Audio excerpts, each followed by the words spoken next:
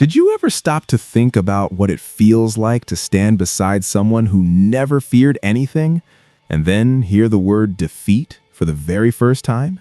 Picture this. You spent your entire life being the best. Not second best, not almost, the best. Every battle, every mission, every challenging stare that came your way, you answered it with a smile. Not out of arrogance, out of absolute certainty. That was Satoru Gojo's life. And then Sukuna showed up.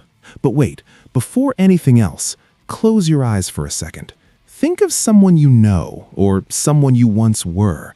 That person who seemed untouchable, who walked into a room and shifted the entire energy, who faced the impossible like it was just another Monday morning.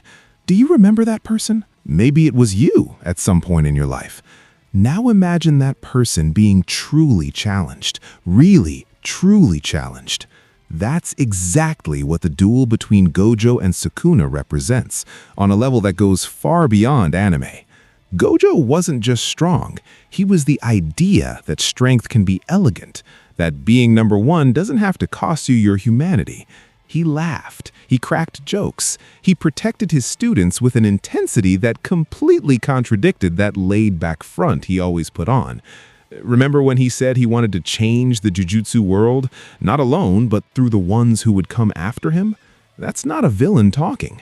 That's someone who understood that legacy is bigger than victory. And Sukuna? Sukuna is the poetic opposite of all that. He protects nothing, believes in no one, carries no weight beyond his own pleasure in battle. For him, strength is the only language that exists.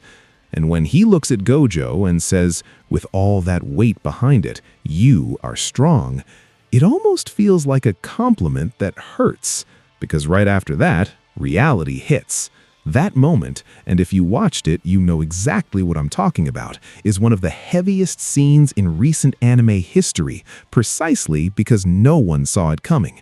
We had learned, alongside the characters, that Gojo was the ceiling, the absolute limit of what a human being could be inside that universe.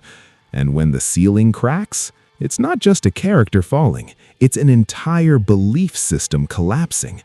But here's the point most people rush past. Gojo didn't lose because he was weak. He lost because Sukuna, inhabiting Megumi's body, carrying centuries of existence, wielding a power that rewrote the very rules of reality, was simply on another level. And that doesn't erase anything Gojo was. It doesn't erase the years of dominance, the students he shaped, or the words that kept echoing. I am Satoru Gojo. That's not just a name, it's a declaration of identity. Even staring down the end, he knew who he was. And maybe that's what we all need sometimes. Not invincibility, but clarity. Knowing who you are even when the world is telling you that you're not enough. Gojo sealed Sukuna with everything he had, and Sukuna broke that seal with everything he is. Two absolutes meeting at a single point where only one can keep standing. But here's the question that just won't leave. If Gojo knew, deep down, in that space between one strike and the next, that it might be the end, why did he smile?